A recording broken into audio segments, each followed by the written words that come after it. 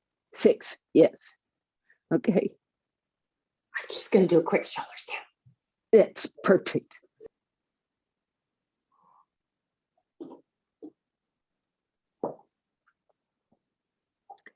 Let those arms come out to the side so the shoulders are open. The top shoulder is on the floor. The lower shoulder blade is on the blanket. And you feel as if the place that is being supported is the top chest lifting up away from the pit of the throat.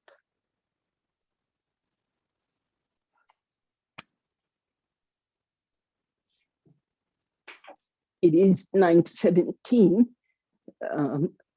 Some of us have to proceed onward. This is why I am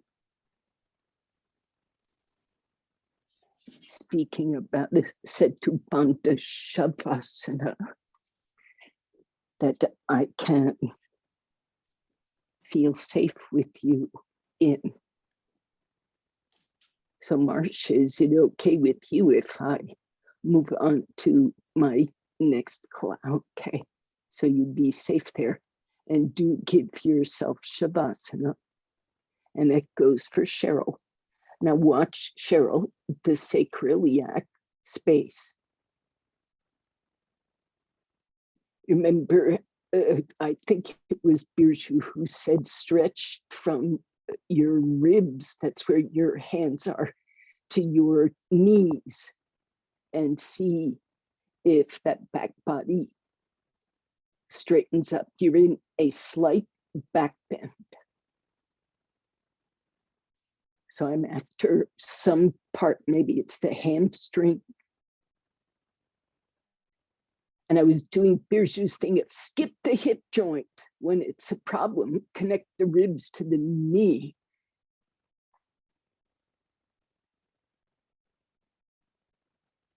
That's better.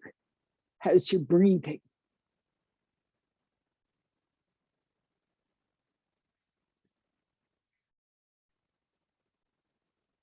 Use your breath to do this. This is better.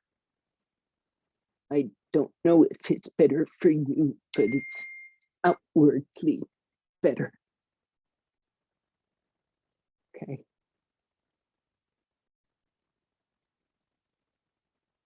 All right.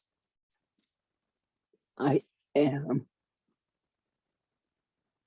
going to bow out. That worked okay, Cheryl? Excellent. Okay. Did that strategy work with respect to the hip joint? Yeah, okay. I'm content. I'm saying to you all, you have nothing to do. You may stay as you are. I say namaskar to everyone. See you next time.